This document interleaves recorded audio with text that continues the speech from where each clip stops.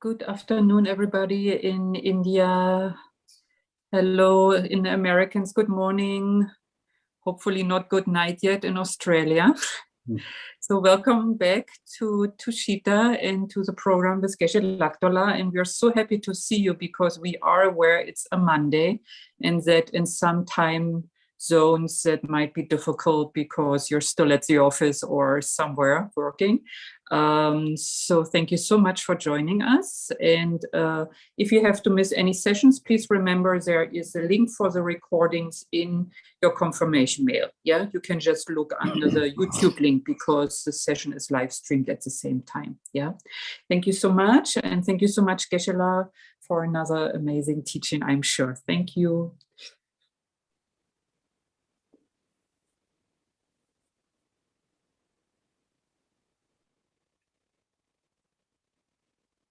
I take refuge to Buddha, Dharma, and Sangha until I achieve enlightenment through my practice of giving and so forth. May I achieve Buddhahood for the benefit of all sentient beings.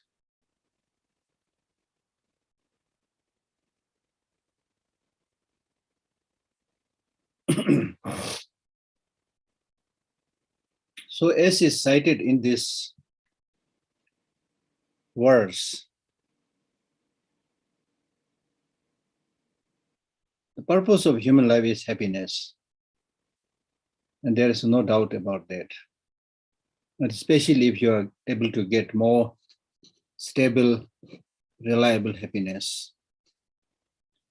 And that stable, reliable happiness will come primarily by developing a compassionate mind, by considering others more important than oneself, by helping others as much as one can.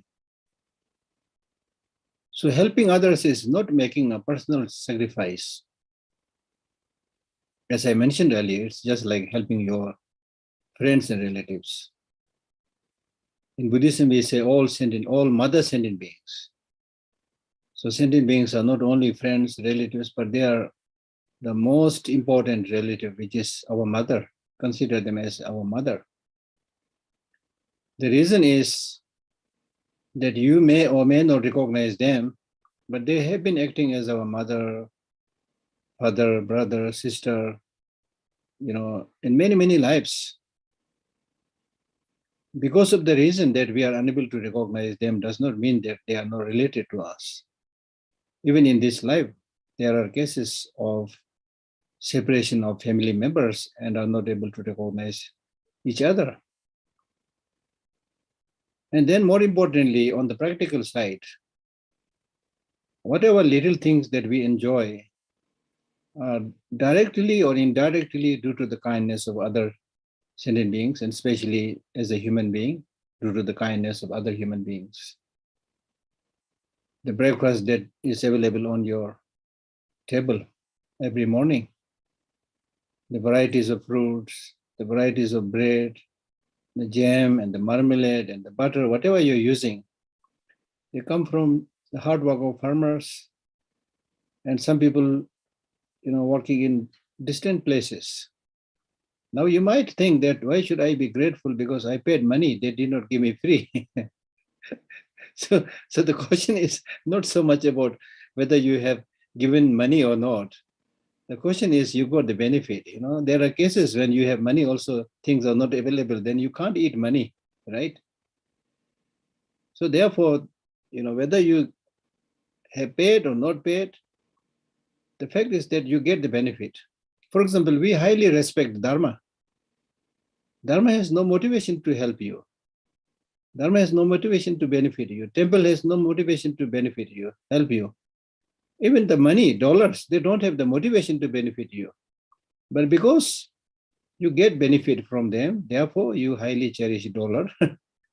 I don't know so much about highly cherishing the Dharma, but at least we show some respect to Dharma because we get the benefit. It's not so much about whether that other person has a motivation to benefit you or not. That is not important. That's insignificant.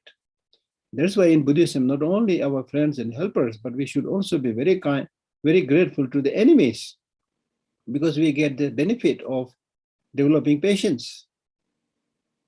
So therefore, sufferings, challenges, enemies, don't outrightly say they're all useless, negative, destructive. We learn so many things through challenges, through difficulties. It is when you face challenges and difficulties, your real eye shines out. Your real eye gets an opportunity to come out and deal with the problem, right? So therefore, everything with which we come into contact, if we know how to see them from the positive side, then everything has a beneficial aspect. So therefore, we should be grateful. And especially in the case of many of us, we are lucky. We have a place to live, things to eat, friends to talk to. Right now in this world, there are many places where there are hundreds and thousands, not just two, three, hundreds and thousands who don't have enough food to eat, who do not have proper house to sleep, who have nobody to talk to. Even in the big cities like Delhi or Mumbai or any other big city, the capitals of big cities, yeah, millions of people living there. But there are many people who are suffering from loneliness, depression.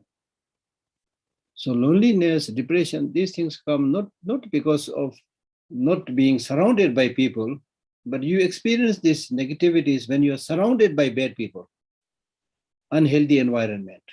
So from that point of view, we can easily see how much, compassion and other inner qualities, how important they are. You see, they are really like the lifeline. We are born through the kindness and love of parents, right? When we are young, we are completely helpless. We are more vulnerable than the young ones of our other animals. I've seen like young ones of buffaloes or cows, the mothers give birth, and after a short while, the young ones get up and go. They are able to, manage. And human beings, the young, child of a human being, for 6 months, the child is not even able to lift the head. So we are very, very vulnerable, very fragile.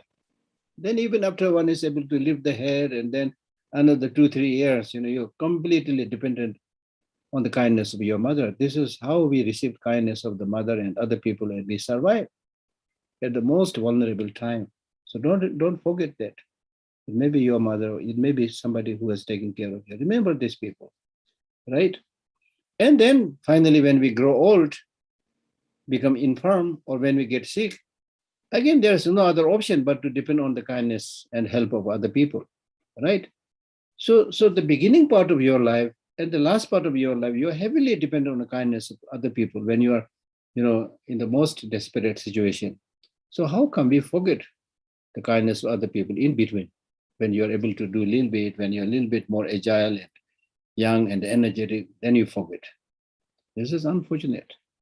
So therefore, as I was saying earlier, in our education system, there should be a process of teaching universal compassion, universal loving kindness. And if we are able to give this kind of education, the world can really live in peace, right? But without this kind of inner qualities, it doesn't matter. You become billionaire, millionaire, whatever, you know. And there are so many billionaires nowadays. So how many of them are helping other people? How are they using their money and wealth? They may say, okay, it's none of your business. This is my hard-earned money. Yes, it may be true. In many cases, it is not true because many people who are rich, they adopt a very unhealthy life, and through that they make money. So that is, of course, unfortunate. Even in the case of those people who have earned money or become rich through their own effort, it's wonderful. You through your own effort you become rich, but then what are you going to do with your wealth? By becoming rich, can you eat more? Even when you are rich, you have only 2 legs. How many pairs of shoes you want? You have only one body. How many different types of clothes you need, right? And some people, like, they really like, I'm not saying because I have some kind of jealousy towards these rich people, because I'm not rich, yeah? I'm not saying because of this. Honestly speaking, I feel that it's wonderful that you are rich, but you will become even more wonderful if you share part of your money, your wealth, to educate younger generation, especially those who are completely neglected, you know. There are thousands and thousands of people, thousands of mothers who give birth to their children on the street in big cities. I've seen that myself. For example, in Delhi, I've seen mothers giving birth on the street when the temperature of Delhi is like around 40, 45. Imagine. We can help them. Those people who are so rich, they can easily help these people. I must applaud that there are some now Indian, individuals and others who are really gradually picking up this kind of good activities. So this is really amazing. Because at the end of the day, if you have done such beneficial activities, then you can die peacefully, live peacefully, right? Otherwise, just for one person, you eat and eat all kind of food and go to all kind of places. I mean, again, you have every right to enjoy. I'm not saying you don't enjoy, but make sure you're not wasting so many things unnecessarily.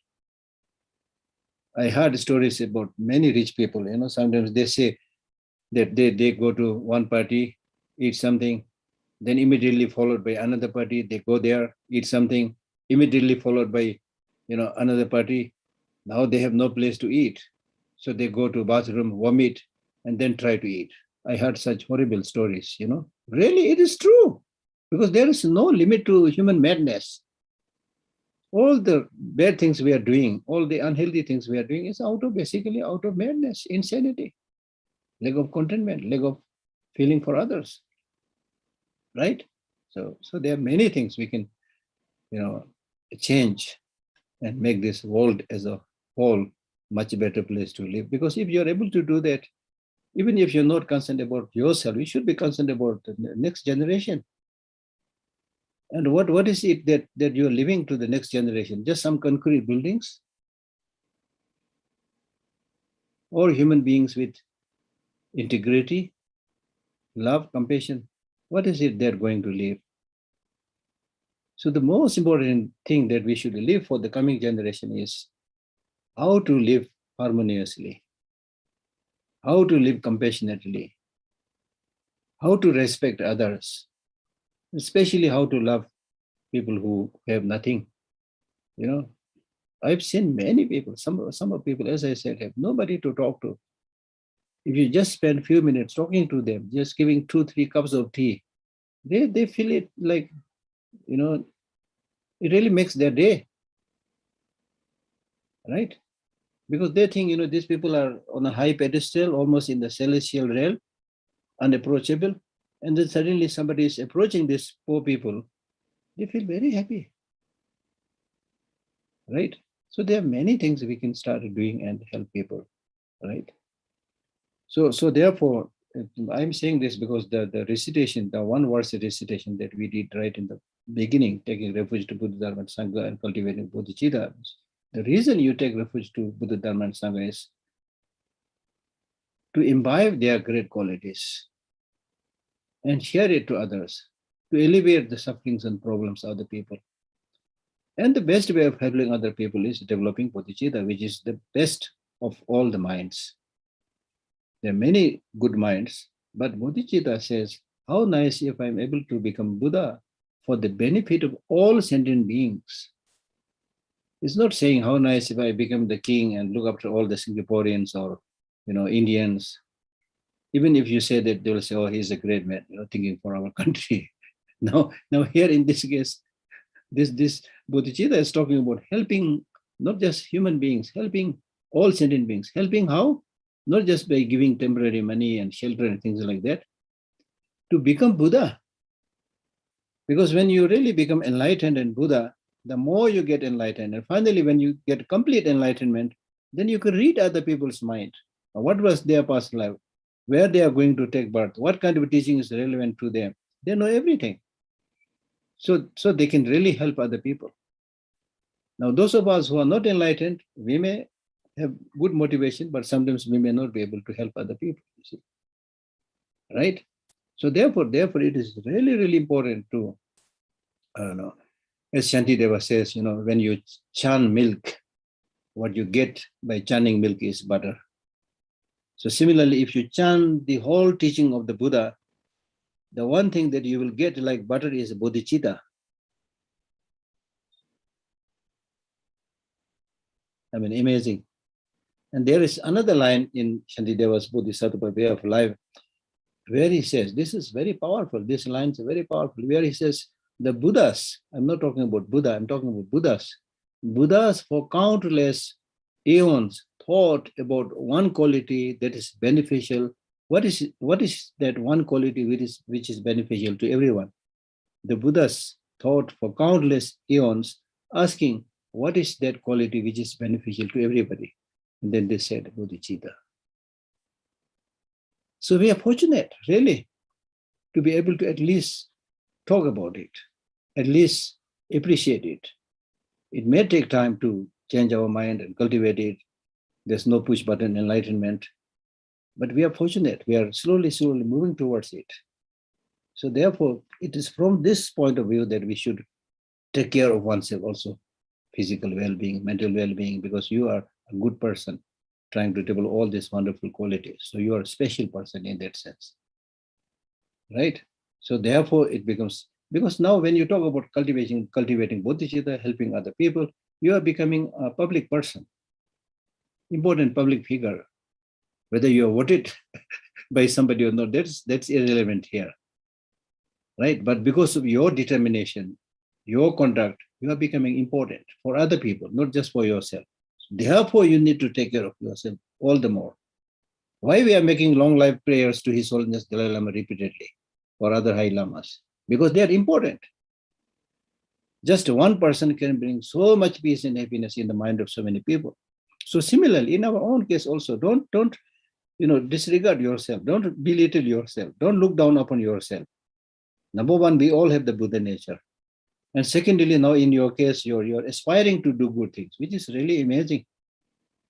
Many people don't simply have that environment to do anything good, because they live in such an environment where their whole concern is how to get money, how to cheat other people, how to exploit other people, how to deceive other people. That's the environment. If you go to some big cities, then you'll see that very clearly. So it's basically for like eating, sleeping, going to the toilet. Now, if we use this precious human life only for eating, sleeping, and going to the toilet, then what is to do with this marvelous brain? What is use of this wonderful intelligence? Waste, big waste. So human beings have this amazing capacity to, think, like the scientists, they discovered so much, and then many philosophers, educationists, they discovered so much, which is wonderful. But at the end of the day, just knowledge is not enough. right? What we really need is compassion. As the Buddha said in one of his sutra, that if you have one practice in the palm of your hand, you have all the practices in the palm of your hand. And what is that practice? Compassion. Because if you have compassion, compassion means how nice if all sentient beings are without suffering. If you genuinely have that attitude, wishing that all sentient beings are without suffering, can you exploit other people? No. Can you cheat other people? No. Can you deceive other people? No. Can you kill other people? No. So see, even if you have one good quality like compassion, many of your vices, negativities will cease. And this clearly shows that we don't have, strong, training even in one quality, right? So therefore, trying to help others, not to harm others, that is the key. Whether you believe in any particular religion or not, from whichever country you come from, whether you are man, women, whoever, black, white, or whoever. That's the most important thing. Most important thing. And more importantly, we encounter so many fears, so many sufferings, so many troubles. All these fears, sufferings, problems arise because of this self-cherishing attitude, this clinging to the self. I, me, mine, I, me, mine, I, me, mine, I, me, mine. Small circle. Your focus is, your meditation, your focus is on this small circle, I, me, and mine, which is very strongly discouraged in Buddhism, saying that that is the cause of your getting entrapped in the cycle of existence. Now, this is supported through scientific evidence. Many years back, I was traveling with His Holiness the Dalai Lama, and out at the outskirts of New York, we had a discussion meeting with some of the scientists. And one scientist, in his presentation, he came out with the data saying that people who make a lot of self-references, they are prone to all kinds of illnesses, including heart attack. Because your thinking is small. I, me, mine, such a small thing, So you develop a tunnel vision. If you see through a tube or tunnel, what you see is very limited, right? So instead of all the time talking about I, me, and mine, if you talk about other people, mother sentient beings, your vista, your perspective gets broadened. And when your mental outlook is broad, expansive, then you are just a tiny little spot. This is not to say you don't have problem, you have problem, you have difficulties, but comparing to the problems and difficulties of this countless sentient beings, yours is negligible. So it is stupid to just focus on this small problem, ignoring completely the much more problems and difficulties suffered by so many people. So what I'm trying to say is you can change all this, reduce all these fears and sufferings if you change your perspective a little bit, right? Makes a huge difference. I always, narrate this. This is not a story, but narrate. I give this example of two people who are suffering from migraine headache. Same migraine headache with same intensity. Let us say two people. So in terms of the headache, the physical illness is the same. But there will be big difference due to mental outlook, due to mental attitude. Now let us say the person A, suffering from migraine headache, has a narrow-minded, selfish way of thinking. Then as soon as he gets this headache, he might say, why am I getting this headache? It must have been created by God. If he's a believer in a God, he might say, God created everything, therefore this must be created by God. So God is really negative, horrible, mischievous. So he will start saying all the bad things against the God, if he is a believer in God. If he's a Buddhist, he might say, oh, I heard Buddha is compassionate. Where is his compassion? Look at my headache. His compassion is not here. So it means he's useless. So he will say all the bad things against Buddha. Okay? Then when his friends come to talk to him, and if they laugh, he will say, how dare you laugh? I'm dying with this headache and you are enjoying and laughing. Get lost. So he will refuse to talk to people, and he will pull the curtain and perhaps switch off the light. So what he will see? Darkness. He will refuse to eat food, refuse to go to medicine. So the migraine will become worse. I'm not just making it up. It is true, scientifically true. Now take the example of the person B, who is also suffering from same migraine headache of same intensity. But because he has this positive mental outlook, positive mental approach, he will ask the pertinent question saying that, why am I getting headache? Probably I had less sleep. Probably I took some wine last night, or I ate wrong food. So he will find out all the causes. Then he will also try to find the cure. Probably if it is due to short sleep, I will sleep. Sometimes you get headache because you are hungry. That if that is the case, he will start eating something. Then he will also go to hospital. Then when his friends come also, still he will try to love and try to be cheerful. So then it is very easy for his friends also to, but at the same time he will say, I'm having this big headache. And then his friends will say, oh, okay, let us go to hospital. So the friends will also help you.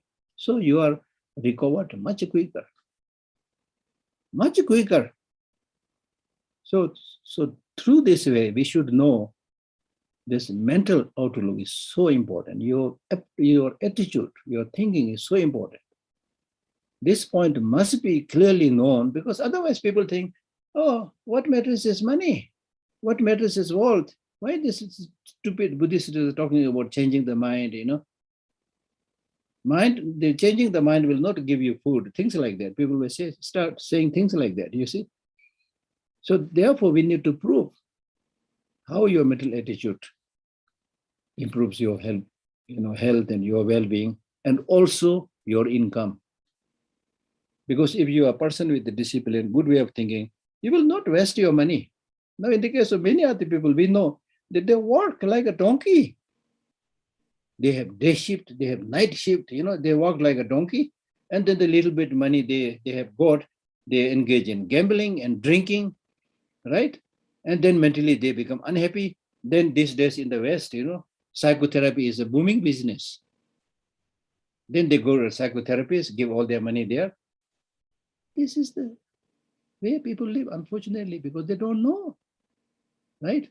So therefore, whether you become a Buddhist or not, that is, of course, your choice. But there's no choice in terms of training the mind. You have to train the mind. You have to cultivate the mind from the negative to the positive. If you want happiness, especially if you want long-lasting happiness. So therefore, it is important that we study texts like this, which really contains almost like precious gems, which are product of their many, many years of meditation, contemplation, simply to benefit. The motivation for these great teachers right from the beginning is how to benefit others. That is the most important project. They do not go into mountain and seclude themselves to become famous, to write a PhD thesis, right? Like look at the great text is composed by Tsongkhapa. As far as my understanding is concerned, the quality of the book that he has written, the research that he has done, nobody in the world today can probably compete him. But he did not do this for his doctorate, to earn a degree and get a job, right? So because of their pure intention and great dedication, then the pulse of teachings that is shared with us is something that we must try to understand. To start with at least some superficial understanding, and then gradually understand the deeper meaning. Okay. So now we read the next line. The profound oral instructions of the Siddhas are vested when bartered like merchandise to ordinary unworthy people. Now the Tibetan text actually says, the profound pith instruction of this highly accomplished master, it is wasted if you sell it as a merchandise to the unfortunate black people. I'm directly translating the Tibetan word. Now here, black, sometimes when we say white people, black people, it's nothing to do with color or race. But people who engage in negative deeds, we call them black people. People who engage in virtuous deeds, we call them white people. So here, black people means people who show no interest in Dharma practice, right? So in general, yes, we should try to help everybody as much as possible. But in terms of sharing the profound pith instruction from highly accomplished masters, this should be shared only to those people who show interest, who have the fortune, not to those people who don't show any interest. And especially if you do that in order to get some money. Many people do this, you see. Oh, this initiation that I'm giving you is a very rare initiation. Oh, this teaching that I'm giving you is very rare teaching, you know. With that kind of announcement, even if people are not listening, you try to share it so that you get some money or some offering from them. That is the meaning. So don't share this teaching as if you are doing a business. Now, in this case, all of us, whoever we are as a practitioner, we need to be very careful because the negative emotions are rampant in our mind. They're easy, they're ready to flare out. So at the first opportunity, when you see there is a possibility to earn money, to name, you become susceptible to that without much notice, right? Without much effort, because we have this unfortunate die-hard habit, right? So therefore you need to be careful, right? You need to be careful whether you're giving this teaching to get some money or you really want to help other people, right? That's important. Oh, because the profound instruction that you got today is due to the kindness of your teacher. Due to the kindness of your teacher, you entered into hearing, thinking, meditation, and thereby you found some realization. And this pith instruction that you got from the Indian and Tibetan, siddhas or accomplished masters, they contain many secret instructions. Secret instruction we use, for example, even for Tantra, we use the word secret Tantra. We use the word secret Tantra not because there are some faults in the Tantra which we must be kept secret and should not be shared, but it is said to be secret because it should not be shared to those people whose mind is not ready.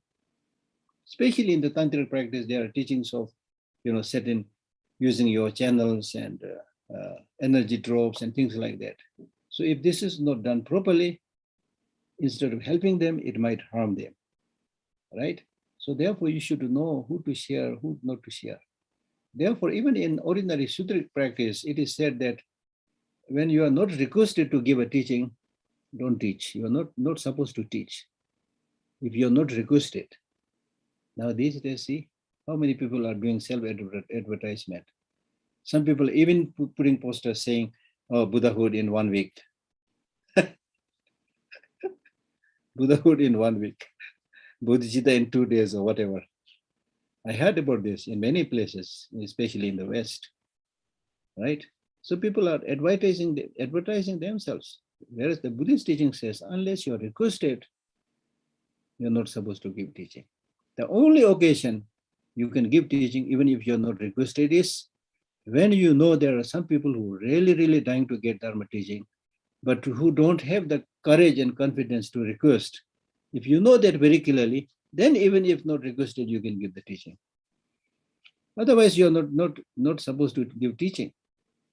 Because the focus of Buddhist teachings is for personal practice, not just for talking, not for teaching, right?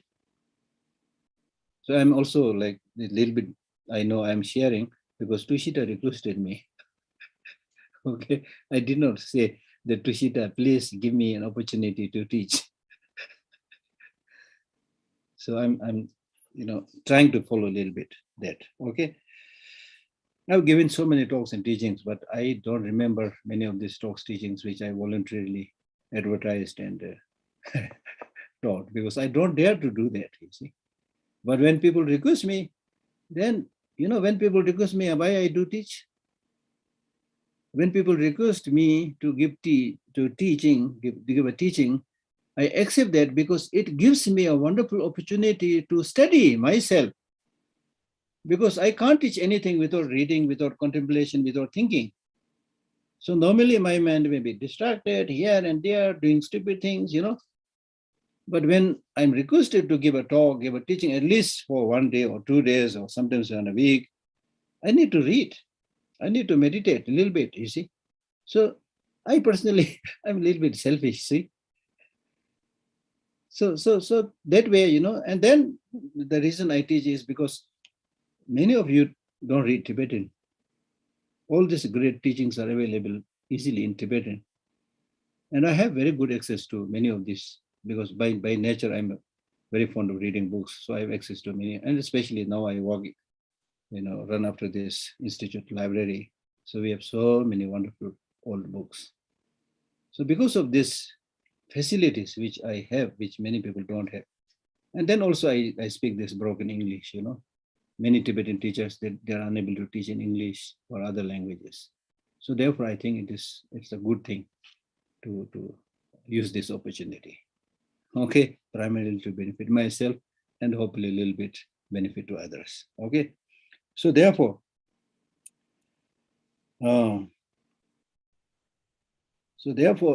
don't share these profound teachings for those people who show no interest and whose whole focus is how to run one's family, household, do business, and no interest at all. Right? And I heard from someone that he met somebody, a group of business people. Then when this young man told them that he's a Buddhist and he has a lot of interest in Buddhism and things like that, they said, "Oh, you're wasting your life. You just come with us, do business, earn money, that's it." So people think like that, you see. But when they are really sick, when they're really ill, when they're on the deathbed, then they are not so brave. If you're really brave and courageous, then you should be courageous when you get sick, when you're on the deathbed. At that time, then people become very timid and coward, and then start thinking, what should I do? The money I've earned is now no use. I have to leave all my family members behind, and my mind is completely empty. All I did was earning money and running for name and fame. Then they get so much fear, right? Right? So therefore, it is important to train the mind. With this beautiful mind can be trained to a limitless state until you become Buddha. It's not like training the body. When you train the body, you can train it to some extent, not to limitless extent. But when you train the mind, it can be trained to a really, really limitless state until you become completely omniscient. Of course, that will take long, long, long time. But you can clearly see how much progress you can make. So that's the amazing thing with the mind. Okay. Then also with this word, unfortunate. Unfortunate, ordinary human beings. So unfortunate means even among householders, lay people, there are some to whom if you teach, it will benefit them. But then there are people who are lay people and also so-called monks and nuns, but who are not fortunate enough to receive the tantric teachings or profound secret teachings. So therefore, what these lines are saying is that you should first examine the person to whom you are sharing the teaching, whether it's going to benefit them or not benefit them. Because you know a little bit about Dharma, you should not just go on proclaiming about it, even when people are not listening to it. Okay? So therefore, you don't do it for your personal respect and benefit. And if you do that, then it's really like somebody possessing a priceless gem. And then on the day when you're hungry, you sell it just for one mouthful of food. So don't do that. All sentient beings, your own kind parents, are vested when out of hatred you abandon and forsake them. As I said already, all sentient beings are our kind parents. Now this is, I don't need much explanation to this. The very focus of Buddhist practice is to benefit all sentient beings. Now when you see all sentient beings as your parents, how can you develop hatred? How can you develop hatred? If you do that, then that is a great mistake, right? Take the example of your parents of this life. Now let us say if your mother or father is now quite, infirm and old, and then at that time, because you are capable, you are the one you are the breadwinner, you are the one who make the money, and your parents who may have done many great things in the past, now they are really not able to walk properly, not able to see properly, not even able to eat their food properly. At this time, if you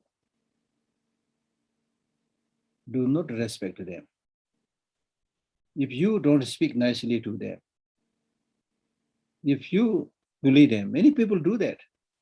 I'm sorry to say that. They will not even use kind words. They'll say, eat this. Why you can't eat this? How come you forget this? So they start scolding and sometimes even beating, their parents. I'm not making it up. Many places there are things like that. I've seen some places where people live in a really nice house, but the parents are just put in a corner somewhere. Nobody looking after them. Which is very, very shameful. Very, very shameful. Right? So how much you will be able to take care of your parents, or how much you will be able to take care of other sentient beings is not so much in terms of the work, which is difficult, but it is primarily dependent upon your mental attitude. If your mind has that love and that compassion, then it makes your work also very easy. You will enjoy it. As I said, just like helping your very close friend, when you help somebody who you really love, you enjoy it. You're doing the same work, right? You may have to run from pillar to post, right? But still you enjoy it. You don't get tired because you're appreciating the fact that you got this opportunity to help your friends. Similarly, if you have this love and compassion towards other sentient beings, then working itself is not that difficult. So it is primarily your mind, right? It's in the mind. So therefore, we need to help all sentient beings, especially help those who are in need, who are sick, who are unable to take care of themselves. When they are able to take care of themselves, even if you don't help, they can help themselves. Now, the funny thing is when others can help themselves, we are also helping them. When others have money, you are also very, very nice to them.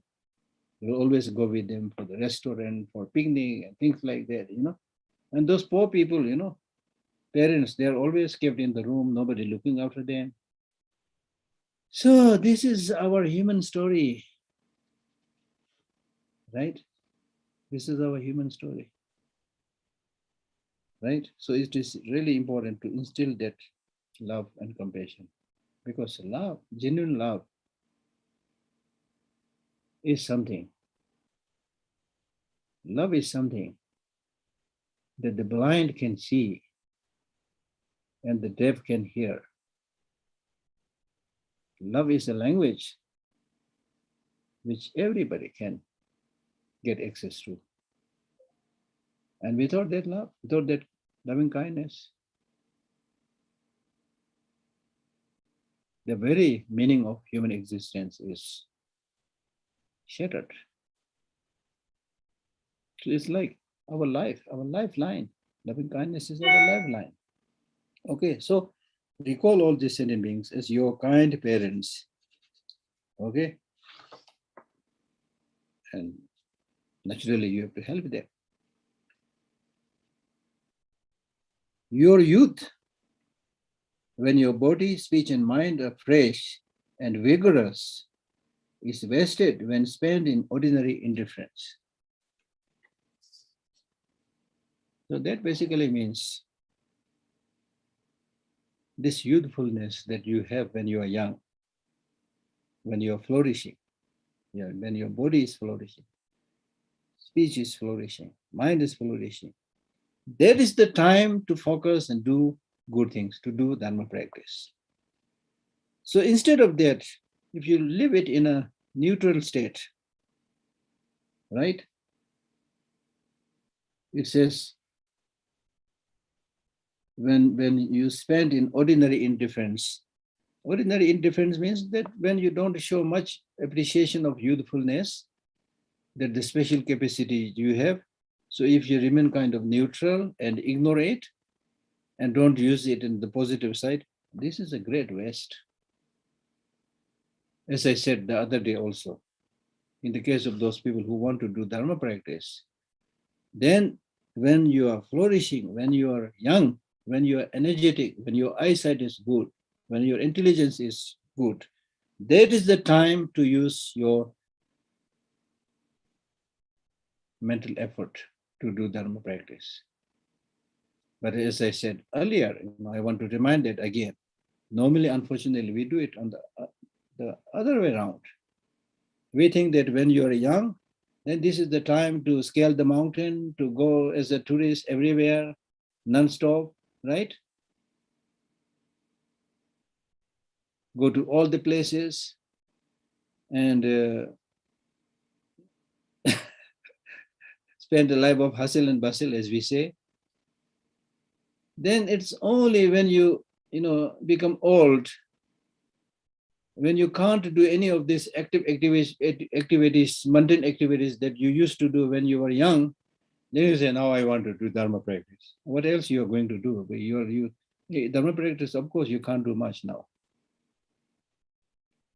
When all worldly activities, when you are unable to do all your usual, regular, meaningless worldly activities, then after that, if you say, now I'm going to Dharma practice, it's a joke. How can you do Dharma practice when you are unable to do even the ordinary activities? Right? So I am not saying that we'll be able to do that. I'm not saying that young people should not enjoy. Of course you enjoy, but enjoy not in a stupid way. So therefore, His Holiness the Dalai Lama very skillfully says 50-50, meaning 50% for this life, 50% for your mundane activities or for fun or whatever. This is really important. Then when you grow old, also you have some stuff to meditate, to think, right?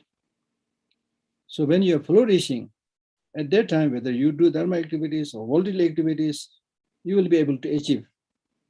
When you become old, you will not be able to make much progress, achieve much, right? So therefore, it is wrong to think that now I'm young, so this is time for me to engage in worldly activities, engage in business, engage in looking after my relatives and friends, engage in destroying my enemies. This is time to go up and go down and get distracted. So that's why the great master Kongtang Tempedome, he said, not being able to do any Dharma practice, 20 years past. That means when you are very young, a child, so until 20 years, not being able to do any Dharma practice, 20 of your life has been passed. Then the next 20 years, you say, I'll do Dharma practice, but not being able to do anything. So you waste another 20 years. Now you're 40. I will do Dharma practice, but not doing. Then from 40 to 60, you are now more or less getting old. Then you say, I could not do Dharma practice. So this master says, this is how this is your empty biography. not being able to do any dharma practice. So don't postpone it. Make a schedule, even in a day, at least 5-10 minutes meditation right in the morning. When you get up and open your eye, sit quietly on your bed and appreciate the fact that you're awake again. There's no guarantee that you go to bed and then tomorrow morning you'll be able to wake up. There's no guarantee. Who gave you the guarantee? No. The distance between life and death is just this breath. When you breathe out and could not breathe in, that is called death. So we should appreciate the fact that again I'm alive. Now I will make my life meaningful. Whatever work you are doing, whatever job you are doing, I will do it in such a way that other people will benefit and things like that. Develop that motivation right in the beginning. Then in the evening before you sleep, reflect whether you lived up to your promise or not. If not, then you should say, oh, I did not live up to my promise. Tomorrow I'll definitely live up to my promise. So in this way, right at the beginning or in the end of the day, you should reflect how you are spending your life. So Dharma practice is not just reading a book or doing some prayer. It is really reflecting and see whether you're leading a beneficial life or destructive life, right? So as I said yesterday, death is definite. Time of death is indefinite. At the time of the death, the only thing that is going to help is spiritual practice. So therefore, don't postpone. Death can come anytime. The modern people are very good in making appointments. At 6 o'clock, I'm meeting this person. 3 o'clock, I'm meeting this person. And then, but with death, they will not seek your appointment. They will strike upon you like a lightning. Okay, so therefore, I'm not trying to frighten you unnecessarily, but it is like that. If you don't think it is like that, then tell me, right? When we are born into this world, we did not fix the time, saying that okay, I'll take birth on such and such date and time, right? And when we die, also we cannot make a time saying that on such and such date I am going to die. Maybe very few highly enlightened, truly enlightened, not the fake ones. They may be able to say. Majority of us are not. Okay. So therefore, death can come anytime. So you need to prepare right now. For example, if you have an enemy, and if it is certain that the enemy is going to come, and you're not sure about the timing, then you can't rest. It'll come anytime. So you need to sharpen your sword, prepare the blades or guns or whatever, so that whenever the enemy comes, you're ready to fight, confront. So like that, we need to prepare. Okay. So the most important thing for that preparation is cultivating a good mind.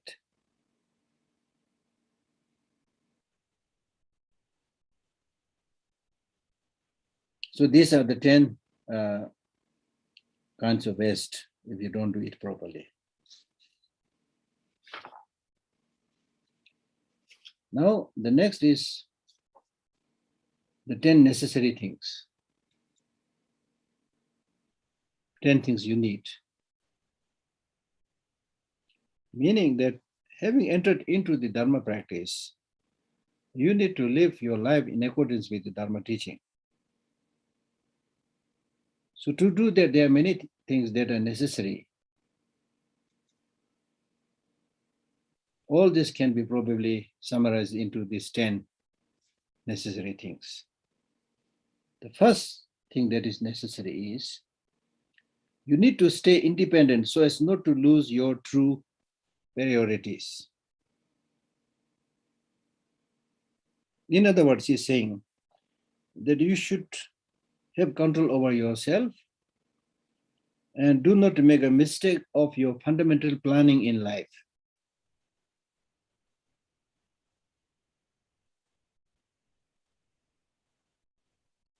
For example, whether it's for this life or for the future life, or for many lives to come, you need to make a plan. In today's world, people, the corporates and business people, they make, or the government make 3-year plan, 5-year plan. Some may be making 10 years plan. But as a Buddhist, in Buddhism, we talk about many lives and many eons planning. So that is what he's saying, that in order to do this proper planning, so that you don't make a mistake right at the beginning, right? So right at the foundation, that you make a proper planning. So to make this proper planning, you need to have some control over yourself. In other words, you should be independent. Why this is important? Because we are talking to grown-up people. We are not talking about innocent kids. If you're somebody who at least is above 15, then you should have some control over yourself and don't make a mistake of your fundamental planning. This is important instruction, because these days, people don't think for themselves. Others think for them. And we simply follow them. Therefore, the Buddha said, even my teaching, you should judge, examine, just like the goldsmith examining the gold by judging, cutting, rubbing, and putting under the fire. Similarly, judge my teachings on the manifest level, on the slightly hidden level, on the completely hidden level. This is what the Buddha said. So similarly, in our case also, we should think for ourselves, become free, become independent. We are all the time saying, freedom, I want freedom, I want independence. Countries are saying, I want independence, I want freedom. But people don't know, they are enslaved by negative emotions. Nobody's talking about getting freedom from negative emotions. They're only talking about getting freedom from foreign domination, foreign control, other people's control. More than the control by other people, you are completely enslaved by the negative emotions. No other dictator on this planet can enslave you as you are enslaved by your negative emotions. Why? Because the external enemies, at least you know it is external, that however destructive and powerful they are, you at least know they are outside, number one. When they are coming, you know they are coming. If you can't fight, then you can plead and tell them, I will do whatever you say, please spare my life, okay? But with these negative emotions, we have this funny way of thinking that anything that is with you should be good. If I ask you, is anger good? Then you will say anger is not good. Then when you get angry, if I ask you, what about your anger? Then you will try to justify it. My anger, I have a reason to get angry. So everybody, every other people's anger is bad, but your anger, there is a reason, for you. This is how we defend all our negative emotions within ourselves. I have a reason to develop desire. I have a reason to develop attachment. I have a reason to become angry, right? So we try to, fortify these negative emotions within oneself and let the negative emotions, especially the two leaders, the army generals, self-grasping and self-cherishing attitude, you let them rest peacefully in the headquarters of your mind. I'm talking about headquarters of your mind, If a headquarters of a country is already controlled by enemy, that means the country is lost. So you already have self-cherishing attitude, very strong. Self-grasping or ignorance, very strong.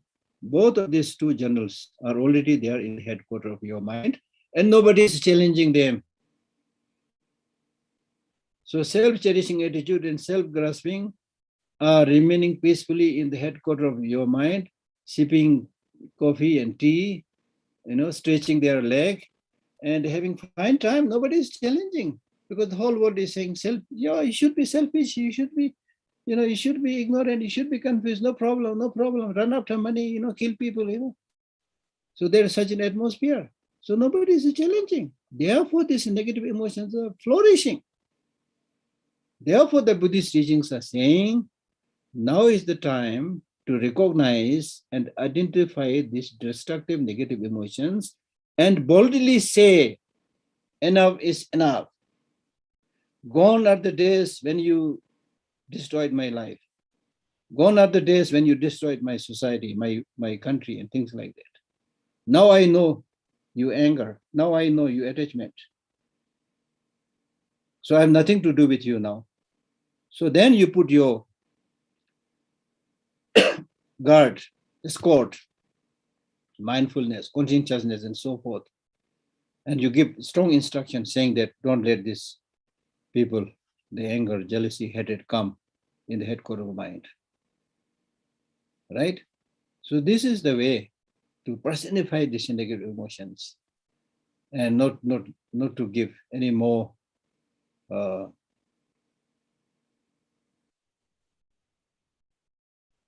opportunity to ruin your life. So therefore, according to the Buddhist teaching, when we talk about achieving liberation, sometimes we use the word freedom from negative emotions, freedom from samsara. That's the most important freedom, not the freedom of a country. Ordinary people, yes, freedom of country. That's the ordinary way. Now there are so many countries who are basically politically free, but look at the situation in those countries. Politically, you are supposed to be free, but your own leader is mistreating you. How many countries there? So clear. Your own leader mistreating you. So what are you going to do now? So therefore, in the samsara, unless you really get that freedom from the negative emotions, you can never have that long-lasting peace and happiness. Right? So therefore, it is really, really important to not to make a mistake with your basic planning. Don't worry too much about what other people say, because you might become a strange, unique figure in this ordinary world. For example, in my case, once I spent 1 month in the university campus of British Columbia. I was invited there to give some talks and teaching. So they arranged my stay in that campus. So I was the lone strange figure, probably dropped from extraterrestrial, things like that. Only I don't know what should I call myself. The only strange looking person with shaven head and wearing this red kind of, at least for some people, clumsy maybe. Right? So they find it very strange for these people. So it's difficult for you to practice at such a situation. Everybody seems to be singing, dancing, enjoying, doing this, doing that. You might easily be tempted to that way of, life. So therefore, this teaching is important, that you don't make a mistake when you make this fundamental choice, right? So with this story of my stay there, I spent, as I said, 1 month. So they are very nice students. They quietly look at me, from the corner of their eye, and then shyly, move away, things like that. Nobody dared to talk to me. Then around the end of my stay, some students ventured out, came to me and said, can we arrange a small group where you can give a talk, who you are, what do you do, things like that, you see? Right? So I give a talk which was actually to help them to not to get stuck with just material things. So that's what he's saying. When you do such a practice, you might become the lone figure or awkward. People might laugh at you, or some people might, see you as good. So whether you're happy, unhappy, you should, once you properly choose it, you should not change it. You remain steady in that direction. And then, of course, your today having entered the Dharma practice is not a mistake. It is perhaps a result of your proper planning. You are able to enter this sublime Dharma teaching. And this definitely is due to past lives, wonderful prayers. And also because of your making an unmistaken choice.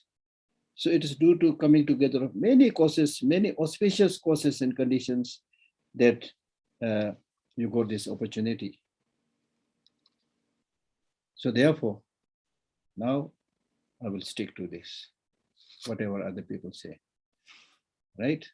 So that's the beauty of Buddha's teaching, because the Buddha clearly says that you should think properly, plan properly, reason out, use your wisdom. And then once you have chosen it, you will stick to that path, right? If you don't have that understanding and knowledge, then today, some other people may say this, you might think this is the best. Other people may say this is the best. And then you have no stand of your own, no direction of your own. Okay? Oh yeah, now I think time is up.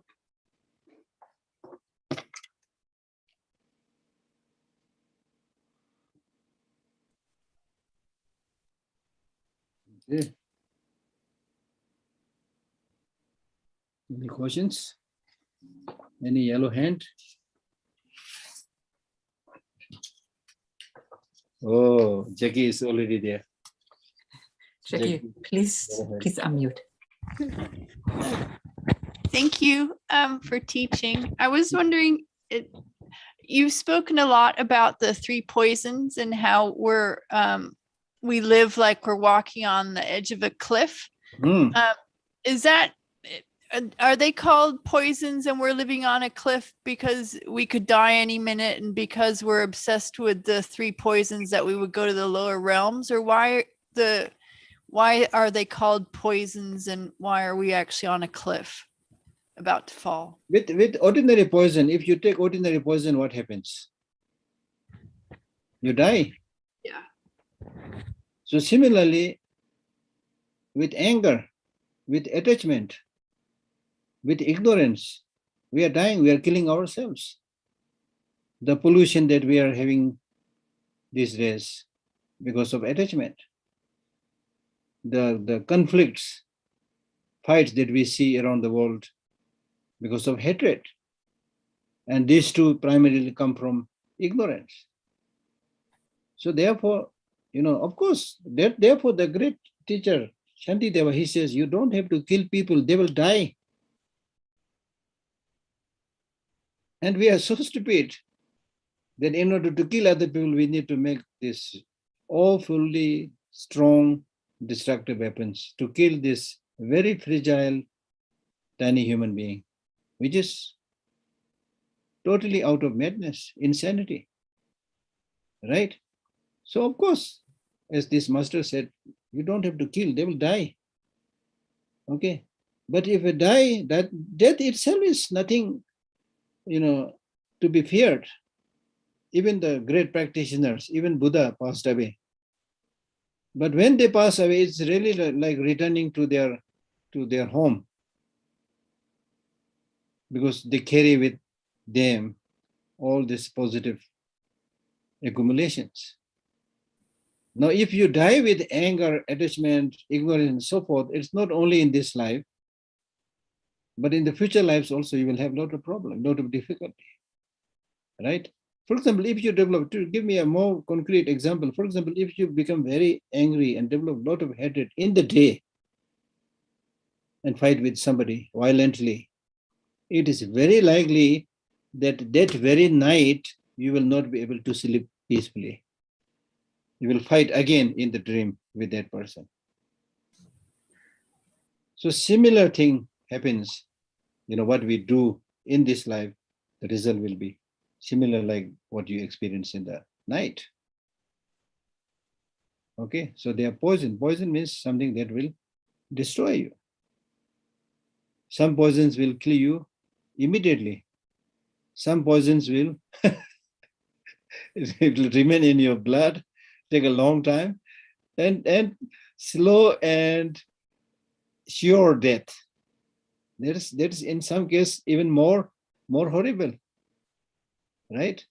You don't die immediately, you suffer, and then one day you die, right? So this is actually happening. If you look carefully, you know how we are destroying our environment. And due to the destruction of the environment, how many people are dying? Due to the pandemic and other diseases, how many people are dying? These are because of ignorance, attachment, and hatred. Now, hatred, the COVID-19, they say, COVID-19 pandemic, they say, probably it's a kind of biological warfare. It's prepared in a factory. If that is the case, this is due to hatred. Or if it came from an animal, it's because of attachment. As I said the other day, you see, you mistreat the animal to get things from that animal. Out of attachment, you catch these animals, and then you get the virus from them. And these things are happening because of ignorance. Yeah. Okay. Yep. Thank you. Thank you. Okay, another yellow. Today there are many yellow people. Yeah. Hello, Geshe. This is Thupten from Delhi. Okay. Thank you for your teachings. I find them very practical and very much implementable in today's world.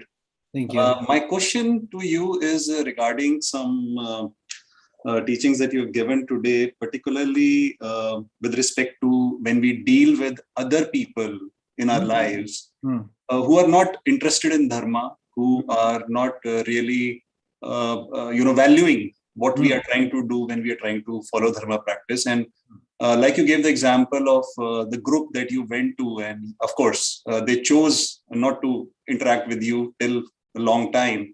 Yeah. Then they later on approached you. But I'm talking about family members, I'm talking about relatives, they have expectations from you.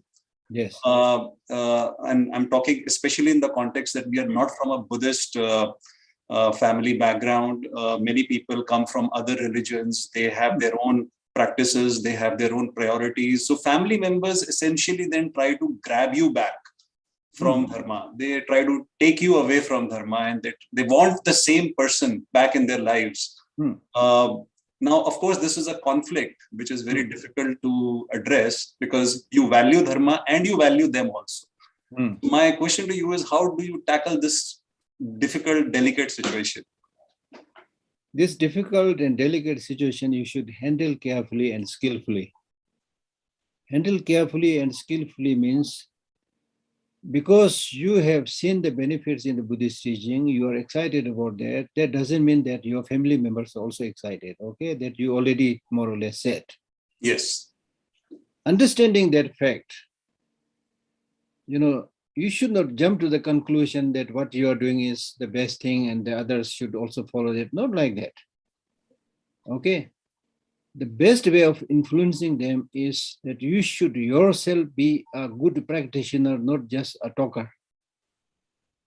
Many a times we are unable to influence other people because we are simply talking what we read in the book and things like that. We ourselves don't implement. Now, for example, with your relatives, others, because of your Buddhist practice, if you become more compassionate to them, more kind to them, serving them more, less angry, they will immediately say, okay, what is happening? He's really changed. He's become so good. Then you can say proudly, oh, this is because of my following the Buddhist teaching. But at the same time, you should tell them that, but I'm not saying you should become Buddhist. It has really benefited me, but you should follow whatever you want to follow. Okay. Yeah. So when you give them an opportunity, they'll start thinking, okay, he's not forcing us, and he really has got this benefit. Okay, I'll tell you one story. Somebody asked me long time back, similar like question that his brother or sister or family members don't show any interest in Buddhism.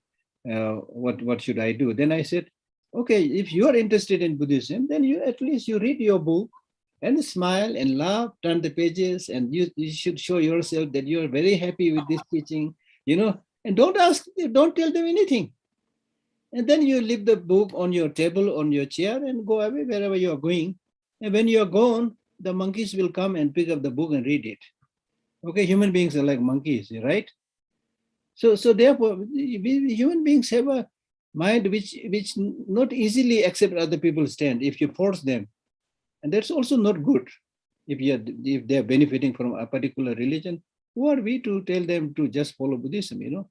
Geshe, can I interrupt you? Actually, my question was not really to influence them or to bring them to Buddhism, but we're talking about the wastes of life. Like, for example, you party with them, you drink with them, you know. So that's what I'm saying. So they are, you know, one, as I already mentioned, that you need to practice and show the change that you know, got. And then second thing is you should a little bit be strong, a little bit be bold. You should be able to, you're not saying that you are not looking after them. You're not saying that you are going to not to do any job and you become penniless. That is mostly people are worried. Parents are mostly worried their son or, you know, daughter becoming penniless, you know, become a sannyasi. You know, they don't like that, you know. This is bitter truth. So you're not saying that. You should continue with your good job. And you're not saying that you're not going to help them. And then on occasions, if there is, for example, somebody's, you know, birthday or some meaningful celebration, of course, you should join them.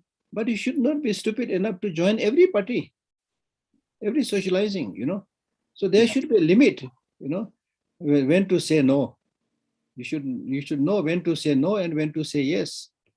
Geshe, just one small more point that even when you are very firm on your decision, as somebody mentioned yesterday, people very close to you, they actually try to you know, kind of influence you or you know, kind of exert pressure on you all the more, and at times our old tendencies of, you know, little irritation, anger and all that, because they're not understanding that we don't want to engage in something that, you know, we've done in the past. So at that time it becomes very difficult, you know, because if you but you use the word very difficult. You did not use the word impossible, right? Yes. Yes. So it is difficult. Even any activity, it's difficult, you know. So because it is difficult, then suddenly if you leave it, then you're a loser, right? So it may be difficult, but you should, you know, nicely, for example, if you don't want to go a particular party, then you don't say that I don't want to go to this party because I have to meditate and things like that, you know. You should simply say, I'm sorry, I want to come, but I have certain important work to do. I cannot come. Nicely say that, you see. And then I will. Then this does not mean that you will not join any of their party in the future. You see, if you do that, then they'll start thinking, okay, he's now boycotting us, you know, right? But don't go to all parties and accept all invitations. No. For example, I'm not just talking in my case because I had this institute. I get so many invitations, you know, of a minister or somebody's election or somebody's new opening, you know, education center. So many things where it is not just me. So many people are invited. Then I, because they are not particularly inviting me, so then I don't go any of these parties. Right, Geshe. If you think you have a part to play, it's important, then you go. But you know, I'm just saying it, you know, it's not easy. Yes, I know. But then you should like at the end of the day, what is best for you, you have to decide. Right. Yeah. Okay. Thank you, Geshe. Okay.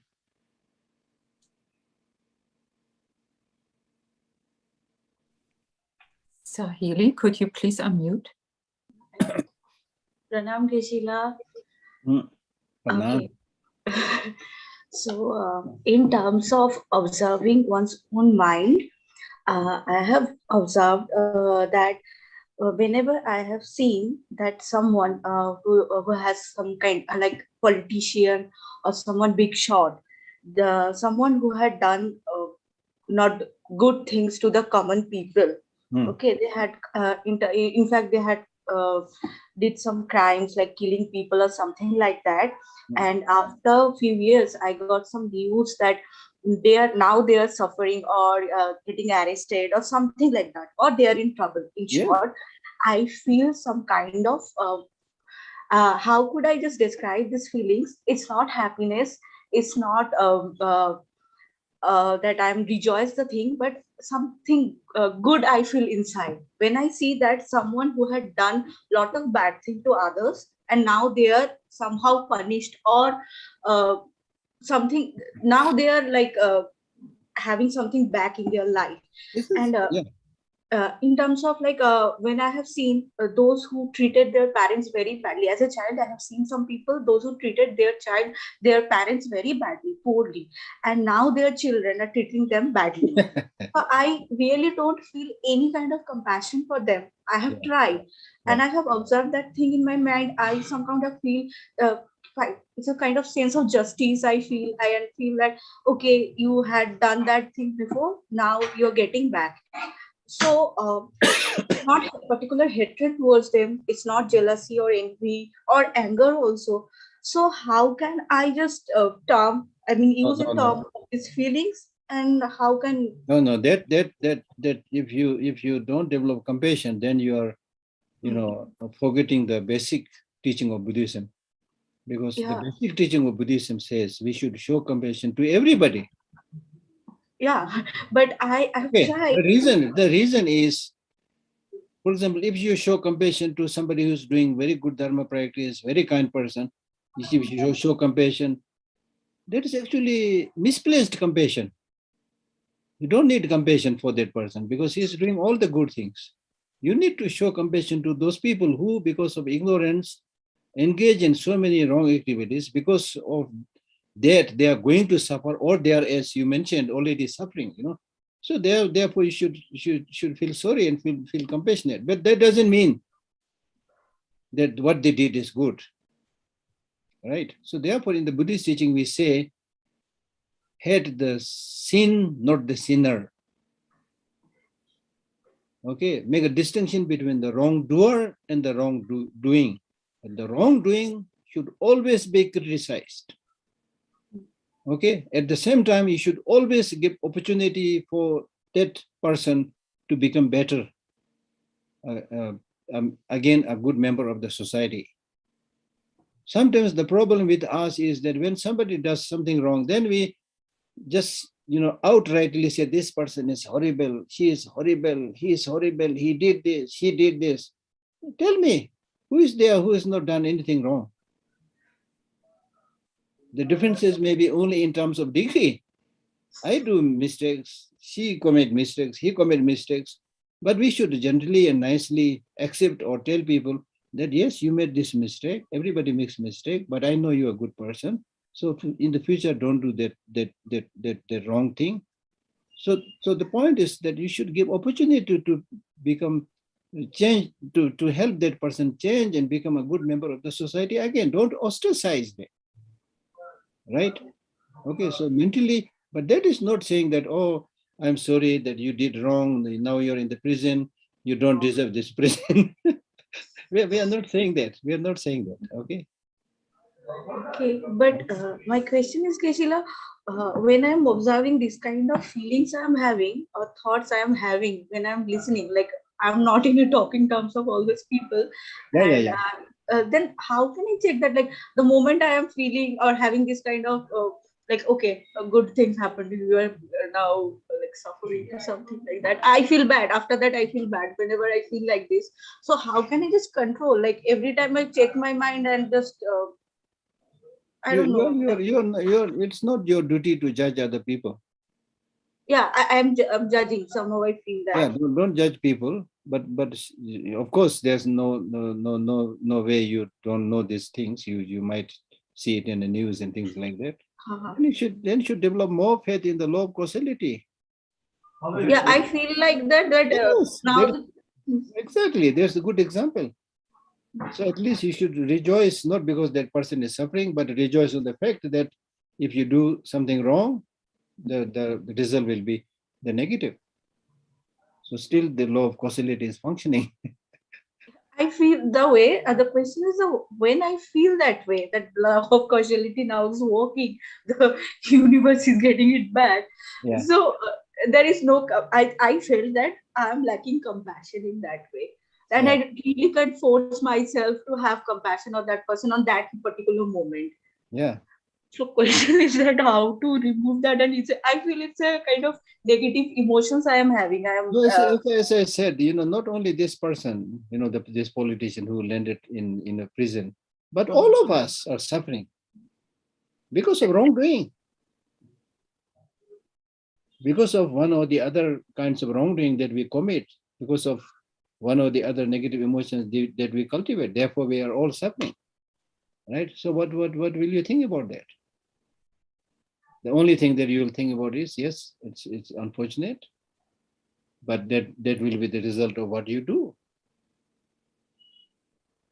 Okay.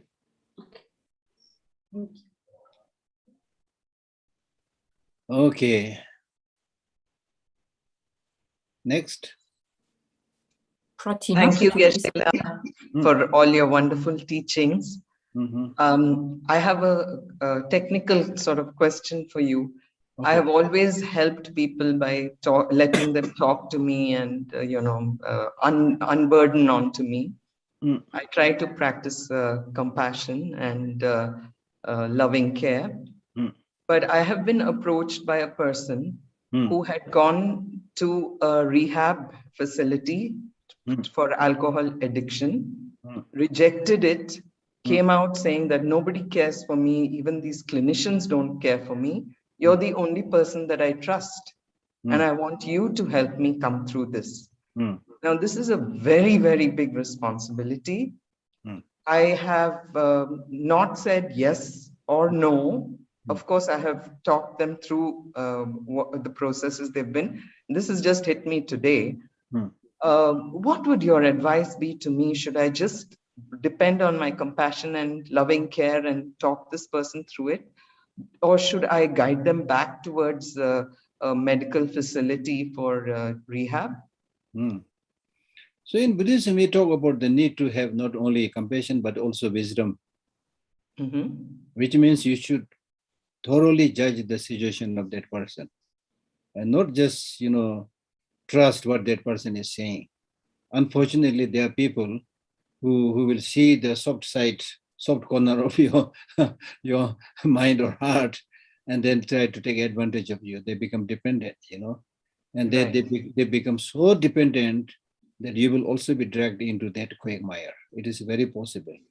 So therefore, you need if it is possible to help, of course help, but maintain distance from that person, number one. And also judge the situation properly. And tell them that I can help you only if you help yourself.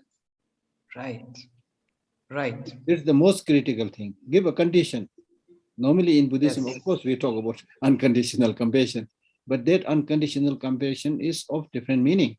So here in this case, you need to them, as we say, those who help themselves, God helps those who help themselves. So something like that, Yes. You should tell them very clearly, yes, it's wonderful that you trust me, but unless you help yourself, nobody will be able to help.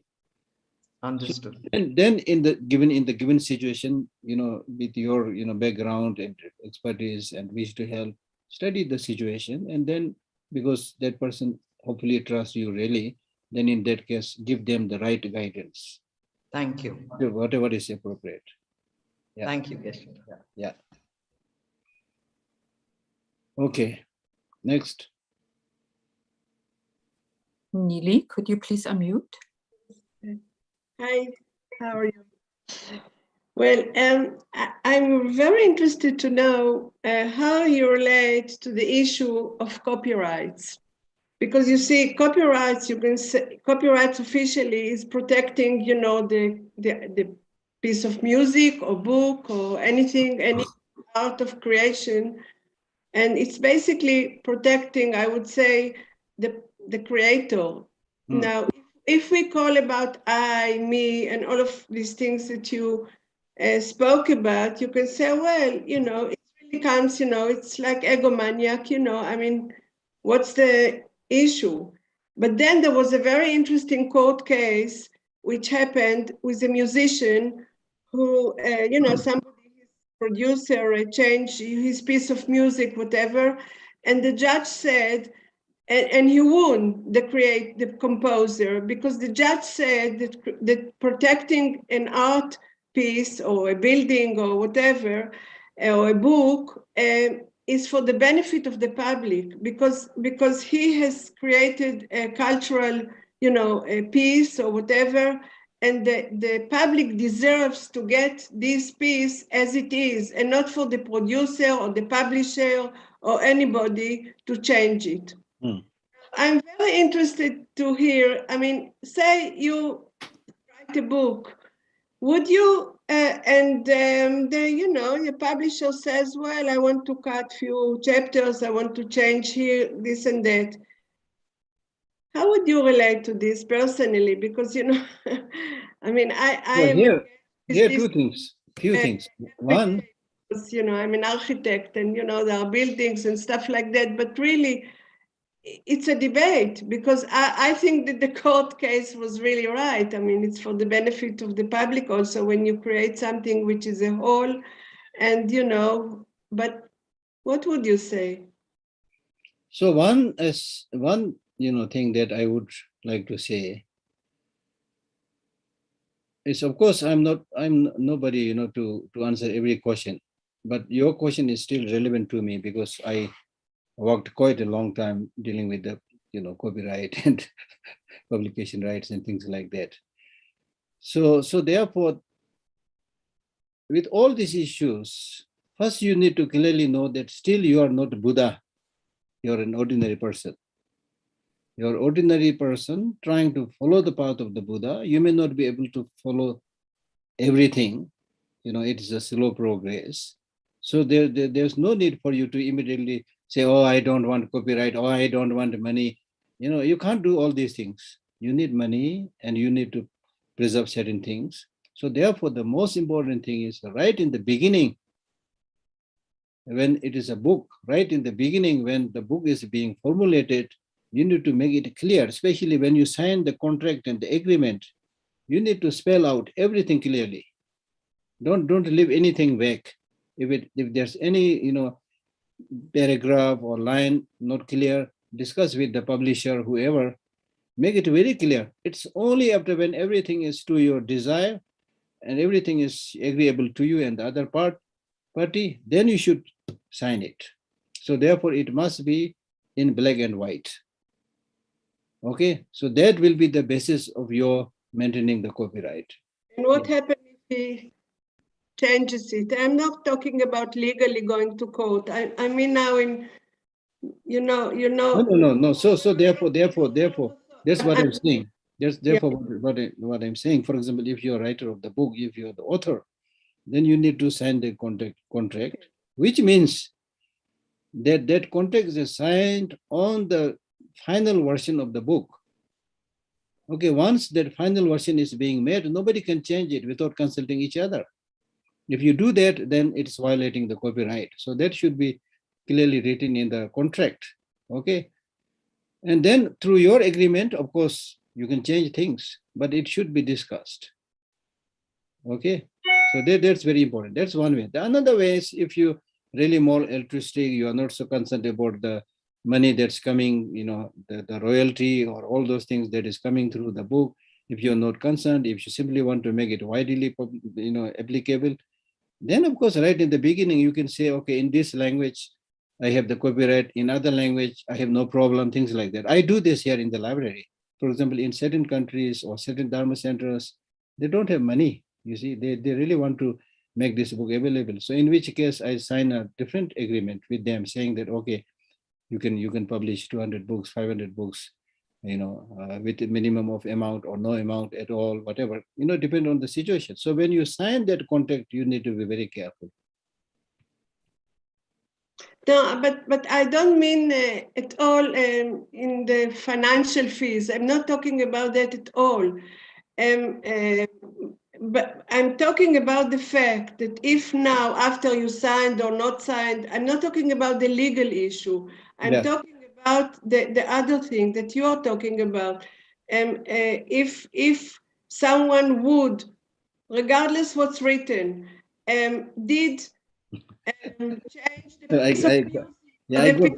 I got what you're saying. How would you personally feel about it or relate to it? You say, well, I mean, I really think what I wrote as is for the benefit of the people. And if this publisher harms the chapter or takes off one chapter, it will really not be good. Or, you know, they would say, that's very simple. I did it. It's me. No, that is very simple. One, that publisher who, you know, changed things in your book, can you fight? Can you make it a legal issue? Is it possible? Then if it is possible, do that. If not possible, then just remain silent. You know, we do this all the time. Like, for example, many of the, you know, the songs and, you know, musics and many of things, how many are duplicated, you know, sold online and sold in big market in China, for example, in many countries. So there are many things over which you have no control. So what to do, you know? So if there is a possibility to, you know, challenge that, rectify the situation, do that. If there's no possibility, then what to do? Go home. Go home, take rest, have a nice cup of coffee, yeah. Yeah. Or tea, I don't drink coffee so much, yeah. Anyway, tea, whatever. Okay. Okay, thank you, Lhakdor. Thank you. Thank you. So we are, I think, but time is on, yeah. Time is off, yeah. Thank you so much, Geshe, for your precious advice. Thank you so much. May the supreme jewel bodhicitta that has not arisen arise and grow, and may that which has arisen not diminish, but increase more and more. I'm sorry, I'm too quick. In the land encircled by snow mountains, you are the source of all happiness and good. All-powerful Chenrezig Tenzin Gyatso, please remain until samsara ends. Thank you. Thank you so much, Geshe. See you tomorrow. Have a good evening, Geshe. See you tomorrow, Geshe. Thank you so much. Thank you.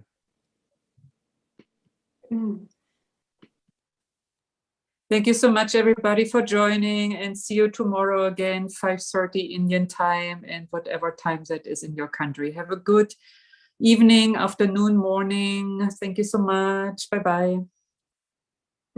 Thank you.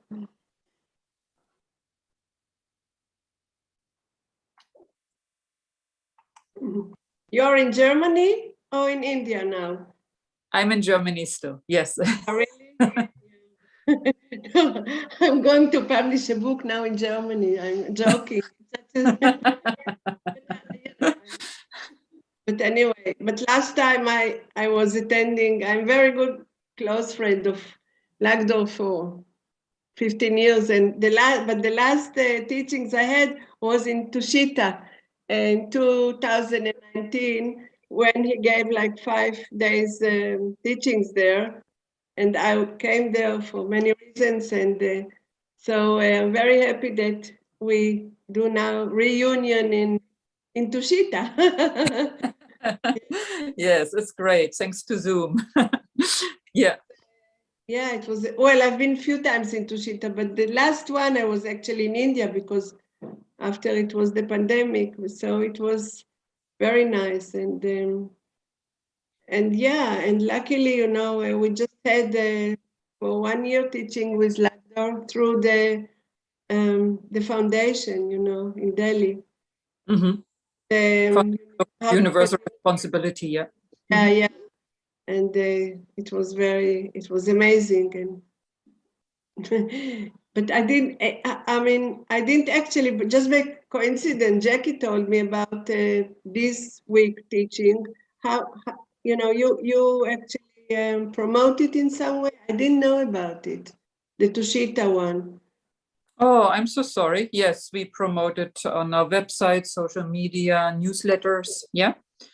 So thanks to Jackie, actually, because she also attended the other teachings. And so she wrote to me and she said, you know, and I was very happy, you know, to get to know So yeah, from now on, I will also look at your website. But actually, once one is registered, I guess you give them the new information always.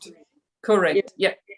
Now you're on our newsletter, and if you get tired of it, you can unsubscribe. Yeah. Yeah. You're Great to see. Or in any center there in Germany? I mean, any Excuse me?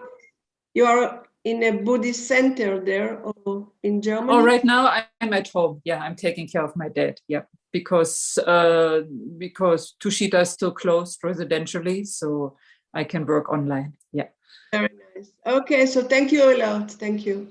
Thank you so much. See you tomorrow, everybody. Bye-bye. Thank you. Bye-bye. Bye. Bye, Kamala. Bye.